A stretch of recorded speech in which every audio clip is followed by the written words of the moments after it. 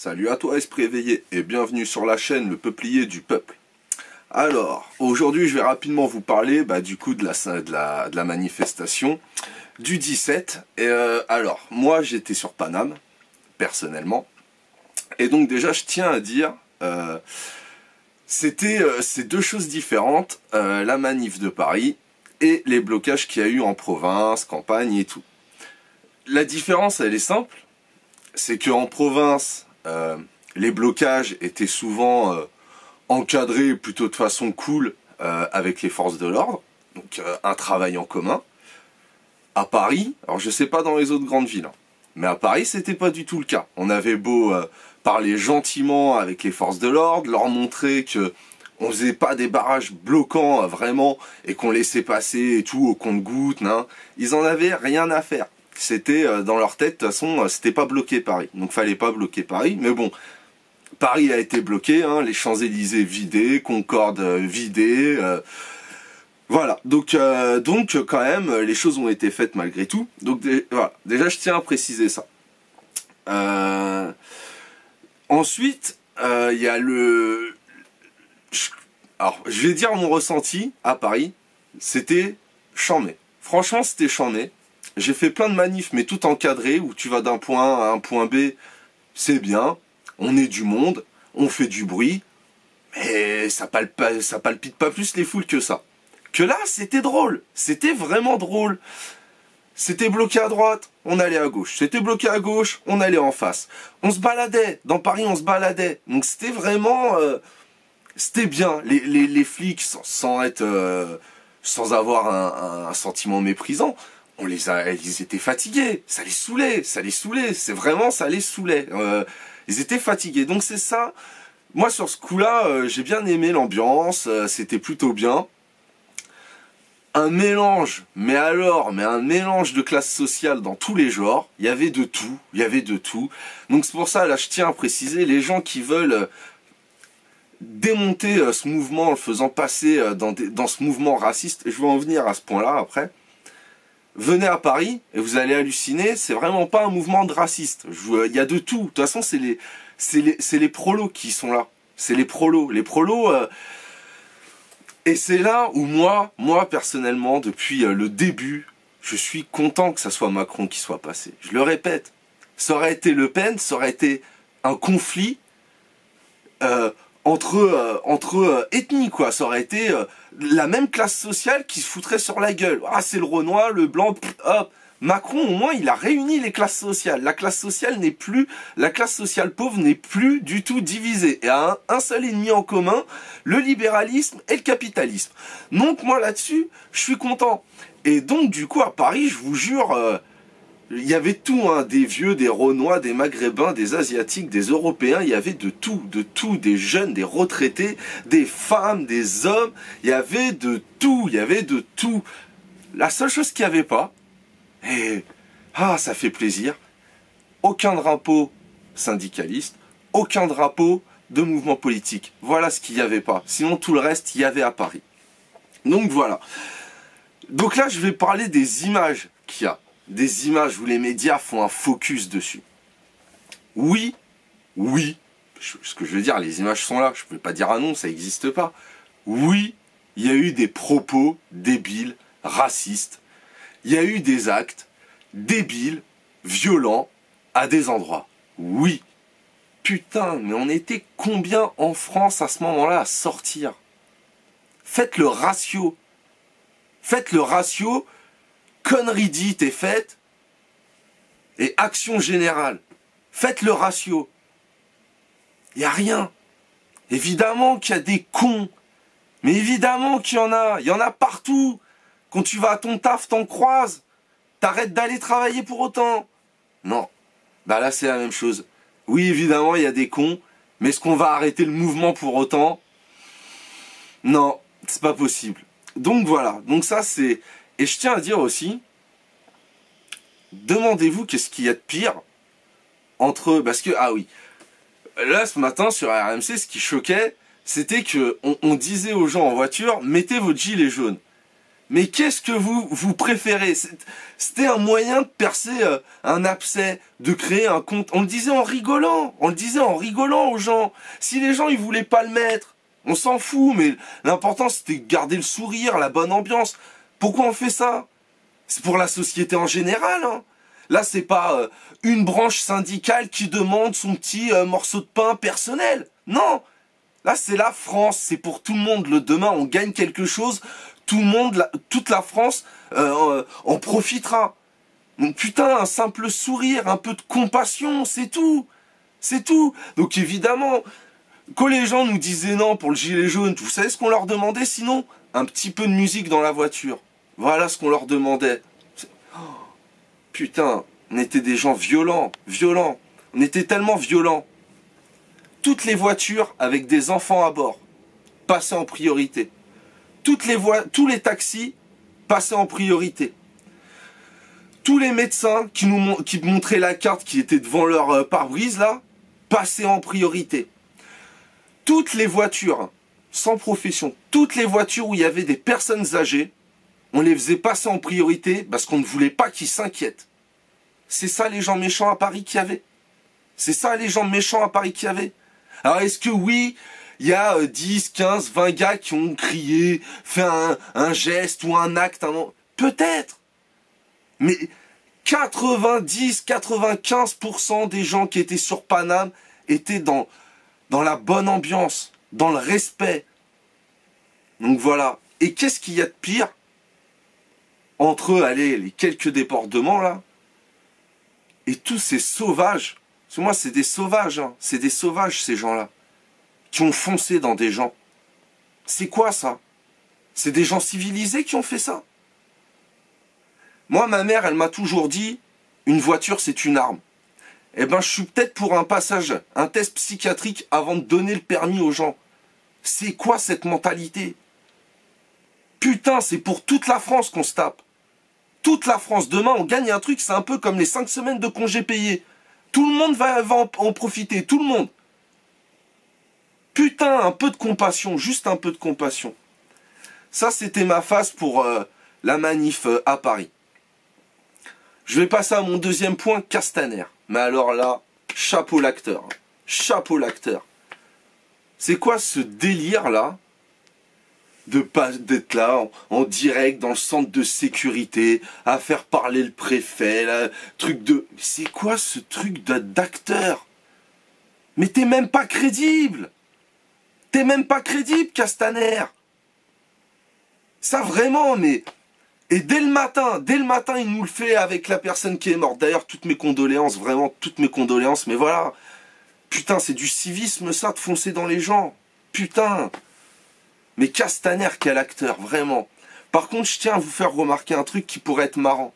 C'est que quand il nous parlait, là, en fin de journée, derrière lui, il y avait un écran qui défilait. Et je sais pas si vous avez fait gaffe, mais c'est tous les posts Twitter, Facebook, qui s'actualisaient en direct live pour eux.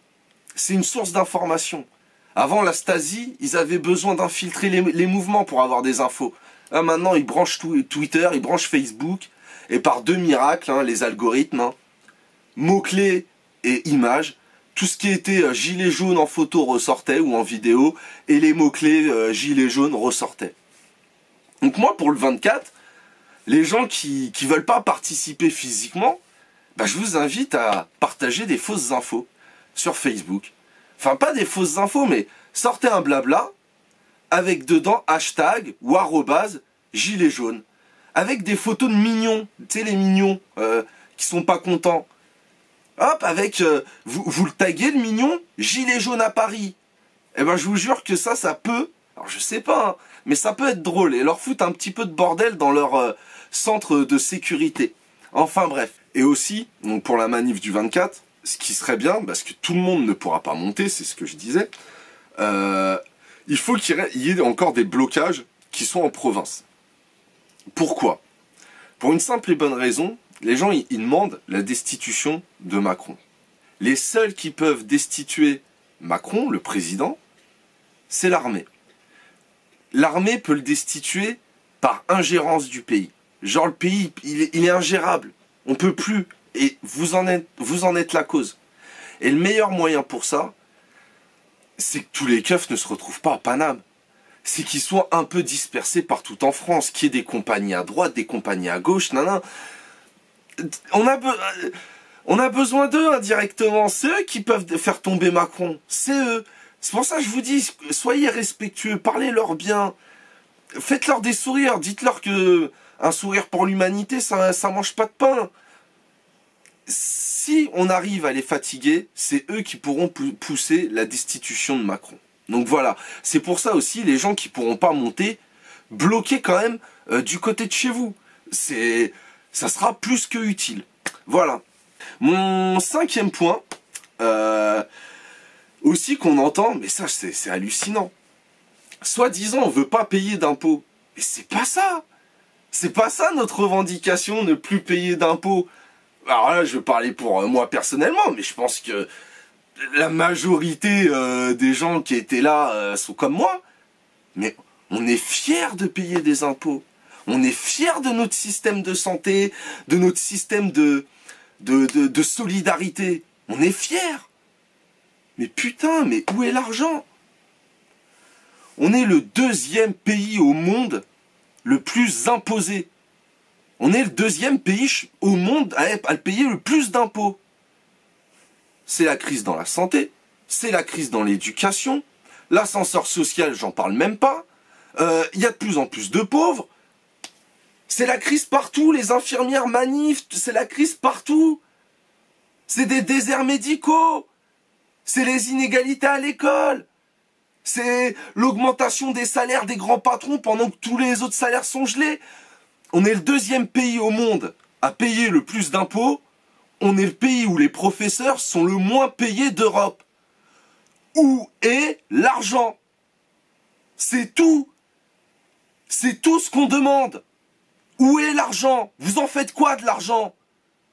Nous, on est fiers de payer. Bien sûr qu'on est fiers d'aider celui qui galère peut-être plus que nous. Bien sûr. On a été éduqués comme ça. C'est notre système. Mais il est où l'argent? C'est la crise. Il est où l'argent? C'est ça que les Français comprennent pas. C'est là où il y a la carotte. Donc arrêtez de dire on veut pas payer d'impôts, c'est faux. On veut juste qu'il soit redistribué de façon correcte. Qu'il soit pris de façon correcte et équitable et redistribué de façon correcte et équitable. C'est tout. C'est tout. On veut pas que ça soit privatisé, on veut garder nos services publics, mais on veut que les choses soient correctement, équitablement redistribuées. C'est tout. Donc arrêtez de nous dire qu'on veut pas payer d'impôts, c'est faux. C'est faux. C'est un amalgame de merde. Donc arrêtez. Le 6e point, non, le 5e point, excusez-moi, il y en aura un 6e. Le 5e point, ne créez surtout pas de parti, s'il vous plaît. Pourquoi? Un parti, c'est une association. C'est la loi de 1901. C'est des statuts. Je ne vais pas vous dire qui et pourquoi a créé la loi de 1901, mais c'est des statuts. Une fois que vous rentrez dans les statuts, c'est punitif. Ils vont vous mettre des coups de pression en disant « c'est toi qui vas prendre ». Voilà pourquoi ils poussent la mentalité à vouloir créer un parti. Faut pas. Le parti, il est déjà là, c'est la société. On est tous politisés. Le parti, c'est nous. C'est nous, c'est le peuple. Il n'y a pas à créer des divisions. Pas de parti. Pas de parti. La revendication est simple. C'est où est l'argent? On veut payer nos impôts, mais on veut savoir où est l'argent. Point. Point. C'est ça la revendication. Après, si on fait tomber ce système politique, tant mieux. Tant mieux, mais créons quelque chose qui ne soit pas vertical. Et une association, un parti est forcément vertical. Il ne faut pas rentrer dans ce système-là. Et mon 6e point, ça sera mon dernier. Ne soyez pas vexés, ne vous sentez pas insultés quand l'autre tartempion de doudou vous traite. Non. vous nomme d'anarchiste. Soyez-en fiers. Soyez-en fiers. Pourquoi il faut être fier d'être anarchiste? L'anarchiste, ce n'est pas le chaos. C'est tout le contraire du chaos, l'anarchie. L'anarchie, une définition simple de l'anarchie, c'est l'ordre sans le pouvoir. Comment on obtient l'ordre sans le pouvoir?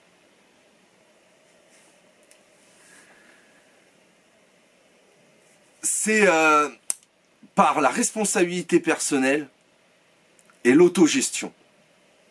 Et c'est pour ça que le mouvement des Gilets jaunes, par nature, est anarchiste. Il s'est organisé de lui-même, et voilà. L'anarchie, pour que les choses soient claires, c'est 3 points. Vous savez, il y a comme dans la chrétienté, voilà, c'est pareil. Il y a 3 points. Les mains, faut être manuel dans l'anarchie. Faut avoir du cœur dans l'anarchie. Il faut avoir de l'esprit, de l'intellect dans l'anarchie. Alors attention, hein, je dis pas être omniscient, je dis travailler, lire des livres. Tout est dit dans cette phrase. Si vous voulez vous délivrer de cette dictature mentale, faut lire des livres. C'est tout. Et l'anarchie, ce n'est que ça. Ce n'est que ça. C'est l'autogestion, la responsabilité personnelle pour améliorer la société en commun. Et on ne l'obtient pas dans le chaos. C'est tout l'inverse. La nature est anarchiste. La nature est basée sur des règles d'égalité, tout le temps. Tout le temps. La nature vit sans nous. La nature a toujours vécu sans nous. Penser qu'on a besoin de nous pour que la nature vive, c'est horrible. C'est horrible. Je vous invite à lire 3 livres sur l'anarchie. Enfin, pas sur l'anarchie. Enfin, si. Le premier, ça sera de George Orwell. Hommage à la Catalogne. Dans ce livre, c'est la guerre d'Espagne contre Franco. Il vous dit, à la fin, il vous dit, ne faites pas confiance aux partis, ni communistes, ni de droite, ni de gauche. De toute façon, l'anarchie a été combattue par tous les pouvoirs, politiques, religieux, royauté, économie. Ils détestent l'anarchie. Pourquoi? Parce que la société peut vivre sans eux. Voilà pourquoi ils détestent l'anarchie. C'est tout.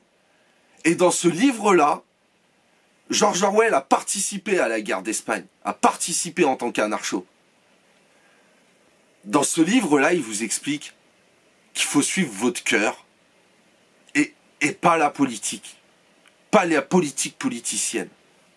Le deuxième livre que je vous invite à lire, c'est Proudhon, le premier anarchiste au monde. C'est lui la théorie de l'ordre sans le pouvoir. C'est lui. Je vous dis, l'anarchie, c'est ce qu'il y a de plus beau au monde. C'est ce qu'il y a de plus beau au monde. C'est ce qui permet à l'homme de travailler sur lui-même. De travailler sur lui-même. Je vous invite à lire Thoreau. Pareil, un nanar, philosophe, qui explique qu'il faut vivre sa philosophie. C'est bien beau d'avoir des discours, mais il faut vivre sa philosophie. Et si vous n'aimez pas lire, je vous invite à regarder un reportage passé à la télé, donc pas de complotisme, qui s'appelle Ni Dieu ni Maître, l'histoire de l'anarchie. Et vous verrez bien, vous allez comprendre pourquoi ils détestent l'anarchiste. Pourquoi? C'est le seul moyen d'émancipation de l'être envers tous les carcans de ce monde. Voilà pourquoi il faut être anarcho. Et quand ils vous insultent, quand soi-disant ils vous insultent d'anarchiste, mais soyez-en fiers. Soyez-en fiers. C'est-à-dire que vous êtes quelqu'un de cultivé si vous êtes anarchiste. Voilà ce que ça veut dire. Voilà. Donc bien sûr, faut soutenir les gilets jaunes. Bien sûr qu'il y a des débordements. Malheur à nous, c'est pas grave, faut quand même passer au-dessus. Faut quand même passer au-dessus. Sur ce, je vous souhaite bon courage. Je vous souhaite amour. Gardez force en vous. Et le 24, espérons qu'on va réussir à faire bouger les choses, à être unis. Et tombez pas dans les pièges de ce système. Soyez vigilants, très vigilants. Sur ce, gardez le poing levé. Restez la tête droite parce qu'ils vont vouloir vous la faire baisser. Et je vous dis à très bientôt. Amour les gens. À très bientôt. Ciao.